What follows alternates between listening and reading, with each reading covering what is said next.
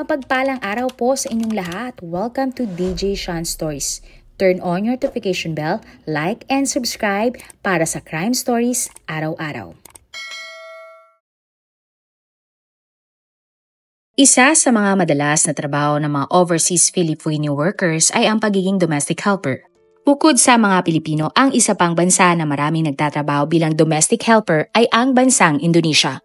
Tunghayan natin ang kwento ng mga domestic helper mula Indonesia na nakulong at ano kaya ang nagudyok sa kanila para gawin nila ang mga krimen na ito sa kanilang mga amo.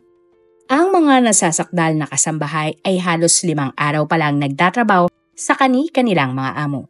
Para sa una nating kwento, kilalanin natin si Alcalea o tawagin na nating Lea, 23 years old. Ang isa pa niyang kasamahan ay si Bartolomus Fanceda o tawagin na lang nating Bart, 23 years old. Sina Lea at Bart ay nagmula sa Indonesia. Nagkakilala sina Lea at Bart habang sila ay nagtatrabaho sa isang grocery store. Ang dalawa ay parehong nagmula sa mahirap na pamilya. Hindi nakapagtapos ng kolehiyo sina Lea at Bart. Hindi nagtagal, nagkaroon nga ng relasyon ang dalawa. Taong 2019 nang ikinasal sina Lea at Bart at para nga matulungan ang kanilang mga pamilya, nagdesisyon ang dalawa na magtrabaho sa ibang bansa. Si Lea ay nag-apply bilang domestic helper habang si Bart naman ay nag-apply bilang hardinero. March 2020, parehong natanggap sina Lea at Bart na magtrabaho sa Malaysia. Ang pangako nga ng agency sa dalawa ay magtatrabaho sila sa Sarawak at Kuala Lumpur sa Malaysia. March 12, 2020 nang dumating sa Malaysia ang mag-asawa. Subalit nang nasa Malaysia sina Lea at Bart, sinabi sa kanila ng kanilang agency na wala talagang trabahong nag-aantay para sa kanila. At dahil dito, nagdesisyon nga ang mag-asawa na umuwi na lamang pabalik sa kanilang bansang Indonesia. Pero pinagilan sina Lea at Bart ng kanilang agency na umuwi sa Indonesia. Sinabi ng agency na kung magpupumilit silang umuwi, magbabayad ang dalawa ng malaking halaga sa agency. At kung hindi sila makakapagbayad, tinakot sina Lea at Bart ng kanilang agency na sila ay ipakukulong. Dahil dito, walang nagawa sina Lea at Bart kung hindi mamasukan sa amo na ibinigay sa kanila ng kanilang agency. Ang amo ni Lea at Bart ay kinilalang si Lau Yunen na o tawagin na lang nating Nancy, 73 years old. Nakatira mag-isa si Nancy sa isang bahay sa Culaos sa Malaysia. March 13, 2020 ang unang araw nga ni Lea at Bart sa bahay ni Nancy. Si Lea ay naging kasambahay habang si Bart naman ay naging hardinero at driver. Sa unang araw, maganda ang pakikitungo ni Nancy kina Lea at Bart. Sa pangalawang araw naman, bigla na lang naggalit si Nancy kay Lea dahil hindi niya nagustuhan ang kanyang niluto. Nainis din si Nancy kay Bart dahil may mali itong nagupit na mga bulaklak. At dahil nga sa nangyari, sa maliit na kubo pinatulog ni Nancy sina Lea at Bart. Nang sumunod na araw, pinagilitan ulit ni Nancy sina Lea at Bart dahil tatamad-tamad daw ang mga ito sa trabaho. Bilang parusa, hindi pinagmerienda ni Nancy sina Lea at Bart. Sa pangatlong araw, March 17, nakarinig sina Lea at Bart ng matinding panglalait mula sa kanilang amo. Sobrang nasaktan ang mag-asawa dahil sa naranasan nila sa kamay ni Nancy. Kaya naman, plinano ni Lea at Bart na gantihan ang kanilang amo. Bandang 2:00 ng hapon habang natutulog si Nancy, bigla na lang siyang inatake ng aserol ni Bart. Sinubukang manlaban ni Nancy subalit siya ay pinigilan ni Lea. Ilang beses na hinampas ni Bart si Nancy hanggang sa tuluyan na nga itong bawian ng buhay. Matapos ang krimen, tumakas ang mag-asawang Bart at Lea sakay ng Toyota Alphard na pagmamay-ari ni Nancy. Dinala din ng mag-asawa ang cellphone at ninakaw din nila ang alahas ng kanilang amo. Samantala, makalipas naman ang isang araw, may naamoy na mabaho ang mga kapitbahay ni Nancy mula sa kanyang bahay. Agad naman silang tumawag ng mga pulis. At pagdating ng mga pulis sa bahay ni Nancy, natagpuan nga nila ang labi nito. Nalaman din ng mga pulis na nawawala ang pagmamay-aring kotse ni Nancy at ang kanyang cellphone. At gamit nga ang teknolohiya, tinrace ng mga pulis ang kotse at cellphone ni Nancy. Inabot nga ng 4 na araw ang pagtatago ng mag-asawang Bart at Lea. At ng March 21 nang nakipagkita ang mag-asawa sa kanilang kaibigan sa isang restaurant sa Selangor. Hihingi nga sana sila ng tulong kung saan sila pwedeng magtrabaho. Ang impormasyon na ito ay nalaman ng mga pulis at nagpunta sila sa restaurant. Nang puntahan nga ng mga pulis ang restaurant, agad nilang inaresto sina Bart at Leah. Kinasuhan ang mag-asawa ng murder at sila ay ikinulong. Sa interogasyon sa dalawa, inamin nga nilang pinatay nila ang kanilang among si Nancy. December 11, 2023, makalipas ang 3 taon, nagsimula na ang trial ni Bart at Leah. Ipinakita ng prosecution ang DNA test na nagpapakitang may bakas ng DNA ni Bart sa aserol na ginamit sa pagpatay kay Nancy. Nakita din ang DNA ni Leah sa labi ni Nancy. Nalaman din, pati nga ang mga alahas ng ginang ay tinangay ng dalawa. Ayon naman sa mga abogado ng suspect, kaya nila nagawa ang krimen dahil sa pagmamalupit ni Nancy sa mag-asawa. Sinabi ng dalawa na itinuring silang alipin ng kanilang among si Nancy. Hiniling naman ng abogado na mag-asawa na sana nga ay babaan ang hatol sa kanila. Dahil biktima nga sina Leah at Bart ng human trafficking at illegal recruitment. Pero sa huli, napatunayang guilty sina Leah at Bart sa pagpatay kay Nancy. Sinabi ng judge na hindi dahilan na pangit ang pakikitungo ni Nancy kina Bea at Bart para ilagay nila sa kanilang kamay ang batas. Hinatulan ang mag-asawang Leah at Bart ng 35 years na pagkakakulong para sa pagpatay nila sa kanilang mga amo. Para naman sa ating pangalawang storya, ang kasambahay na gumawa ng krimen ay kinilala naman si Vitra Wanhuyi o tawagin na lang nating Rian.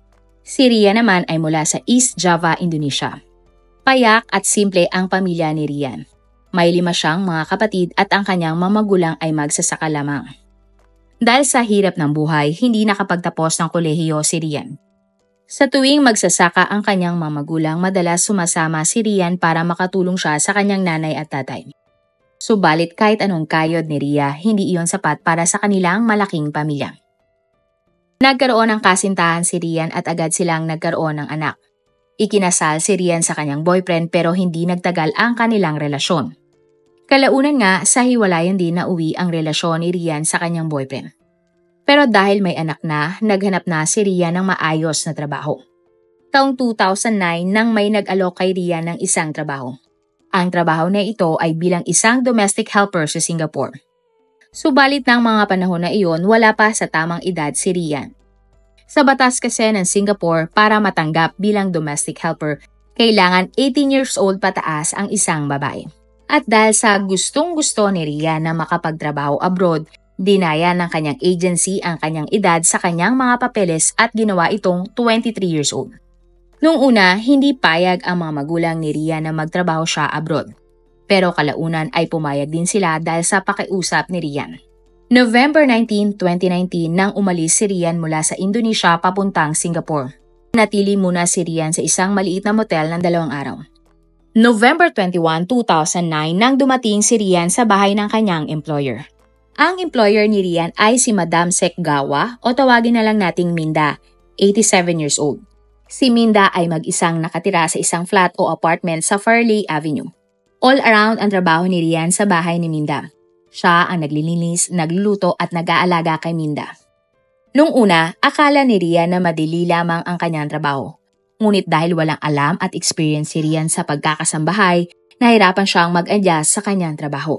Sa unang araw pa lamang ni Rian, hindi na maganda ang pakikitungo sa kanya ni Minda. Siguro dahil na din sa edad ng matanda na makulit at mainitin. Minamadali ni Minda si Rian sa mga gawaing bahay. Nang sumunod na araw naman, pinagalitan niya si Rian dahil may mga hindi siya nagawang trabaho.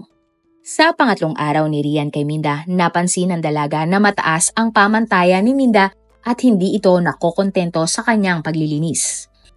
At kahit hindi maganda ang pakikitungo ni Minda kay Rian, inisip na lang ng dalaga na magtitiis siya para sa kanyang pamilya. November 25, 2009 nang nilinis ni Rian ang kinakalawang na grills na bintana sa bahay ni Minda. Pagkatapos nito, agad na sinigawan ni Minda si Rian dahil para sa kanya, hindi nalinis maigi ni Rian ang mga bintana. Dito na unang nakaramdam ng galit si Rian para kay Minda. Agad na pumasok sa isip ni Rian na patayin si Minda para makaganti sa kanyang pang-aalipusta. Pero hindi naman na niya inintindi ang kanyang iniisip.